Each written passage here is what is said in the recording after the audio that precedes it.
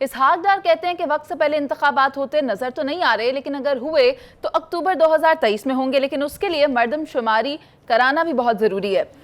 वक्त से पहले इलेक्शन होंगे, ये सुन सुनकर अब तो आदत सी हो गई है कि इंतखाबात हम वक्त से पहले करवा लेंगे, तारीख दे देंगे, लेकिन ऐसा होगा या नहीं होगा, इसकी असल सूरत हाल क्या है, ये जानने के लिए सलीम बुखारी साहब मैं आपकी तरफ आती हूँ, क्या कहेंगे आप?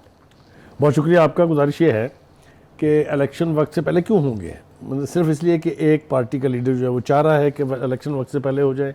भाई ये वही असम्बली थी जिसके आप 4 साल प्राइम मिनिस्टर रहे और आपको उस वक्त कोई एतराज़ नहीं था, ना असम्बली इलीगल थी, ना ये नाजायज़ थी, ना ये इम्पोर्टेड थी, ना ये कुछ थी।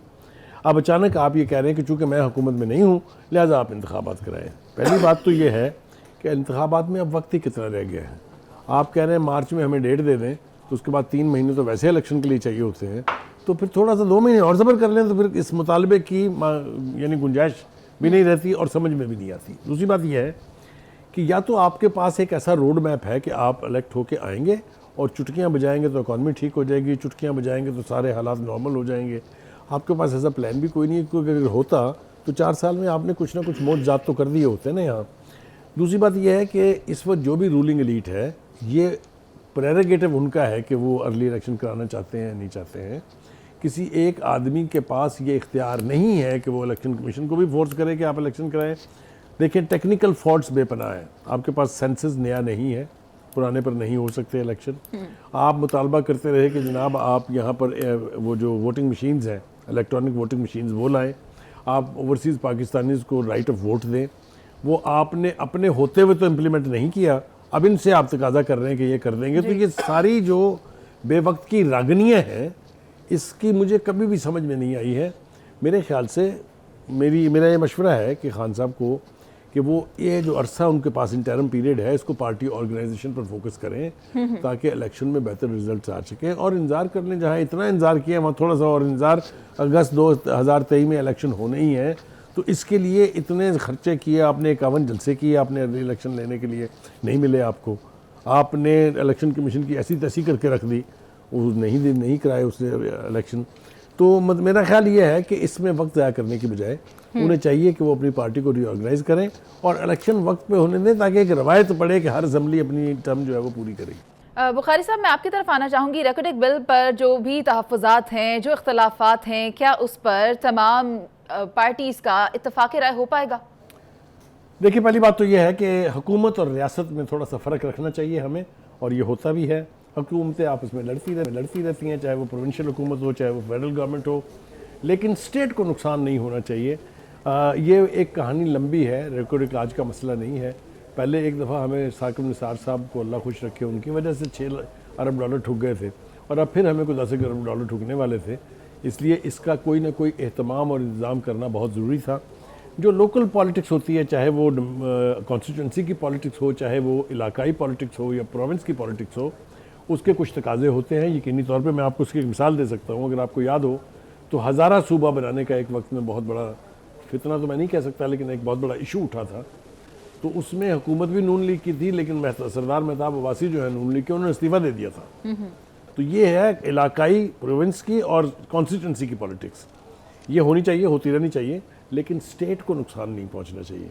ये जो रिकॉर्डिक का मनसूबा है, इसके बारे में अभी मैं लेटेस्ट जो सुन के आया हूँ और जो मैं समझता हूँ कि बहुत लेटेस्ट डेवलपमेंट है, वो ये है कि अख्तर मैंगल साहब ने कहा है कि इस बिल को, ये जो प्रमोशन एंड प्रोटेक्शन का बिल है, इसको आप अगर रिकॉर्डिक तक रखें तो ठीक है, हमें कोई इतराज़ नहीं, लेकिन आगे नहीं जाएगा ये। ठीक बात। और ये कि इसके ऊपर हम अपनी अमेंडमेंट भी पेश करेंगे। Good point. सो एक अंडरस्टैंडिंग हो गई है, वो जो एक ब्रेकिंग पॉइंट आ गया था शायद वो नहीं होने जा रहा है।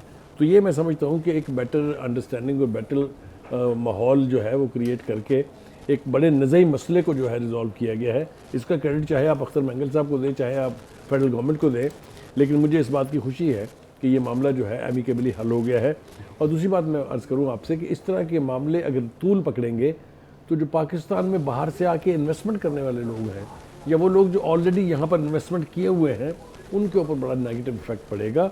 हमारे यहाँ CPEC है, उसकी बड़ी मैसिव यानी इन्वेस्टमेंट है पाकिस्तान में। इसी तरह और वर्ल्ड बैंक के और IMF के मंसूबे हैं। तो मेरे ख्याल से लेकिन बुखारी साहब, can I ask you one thing please, कि जो अपना हैं अख्तियारात तो सूबाई हुकूमत के, क्या सूबाई हुकूमत हर चीज़ को छोड़ती जाए आहिस्ता आहिस्ता कि बिल्कुल वफाक नहीं। की वजह से? आपकी इस बात से मैं इत्तफाक करता हूँ कि सूबाई हुकूमत को जो इख्तियारात 18वीं तरमीम के तहत कॉन्स्टिट्यूशन में दिए गए हैं उसको रिस्पेक्ट करना चाहिए, लेकिन मैंने साथ ही साथ ये भी कहा कि अगर उस हुकूमत को लेके, वहाँ की पॉलिटिकल पार्टीज़ को लेके ठीक है। एमिकेबली कोई मसला अगर हल हो जाता है तो उसमें कोई ख़राबी नहीं है। और मैं इसकी दाद देना चाहता हूँ अख्तर मैंगल साहब को, जी।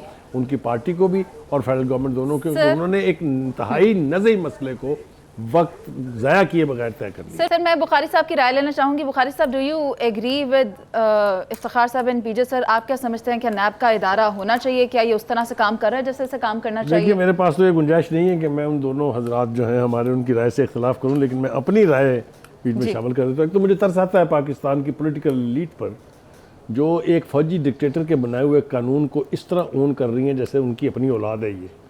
ये कानून बनाया गया था सिर्फ पॉलिटिशियन को फिक्स करने के लिए।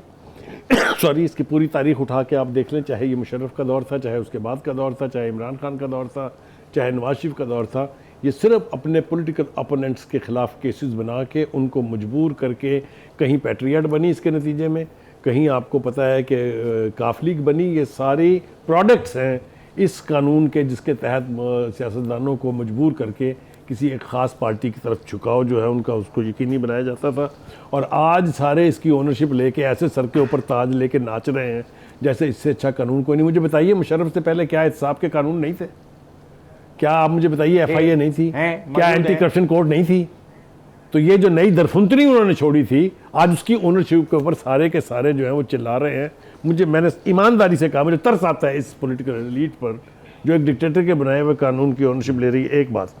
दूसरी बात यह है कि ये जो जिस तरमीम की बात हो रही है ख़ास तौर से नैब के हवाले से, इसकी 70% जो अमेंडमेंट्स हैं वो सारी PTI ने इंट्रोड्यूस कराई थी। इनमें से जो 2-3 चीज़ें निकाली हैं उसके ऊपर तमाम आला अदलिया का इत्तफाक है। 90 डेज़ का रिमांड दुनिया के किसी खित्ते में नहीं होता। 14 दिन से ज़्यादा का रिमांड की कहीं गुंजाइश नहीं है, लेकिन चूँकि ये एक फौजी डिक्टेटर ने बनाया था इसलिए हमने आंखें बंद करके इसको कबूल कर लिया है। देखें, मैं आपको फिर अर्ज़ करूं कि ये नैब मेरे ख्याल से तो ये होनी नहीं चाहिए। मुझे समझ में नहीं आती कि सिटिंग चीफ जस्टिस से लेके चारों कोर्ट्स के चीफ जस्टिस और इससे पहले के चीफ जस्टिस खोसा साहब ये कह चुके हैं फैसलों में अपने कि ये एक ऐसा अदारा है जिसका वजूद ही नहीं होना चाहिए। दूसरी ऑब्जर्वेशन ये थी कि इसने सिर्फ पॉलिटिकल मनूवरिंग के अलावा और कोई काम नहीं किया, कोई एहतसाब नहीं हुआ। इसके बावजूद भी मैं बार बार कह रहा हूँ, मुझे शर्म आ रही है रिपीट करते हुए, जिस पॉलिटिकल लीड को देखें, चाहे वो गवर्नमेंट में है चाहे वो अपोजिशन में है, एक डिक्टेटर के कानून को लेके सारे उसकी छत होना चाहिए।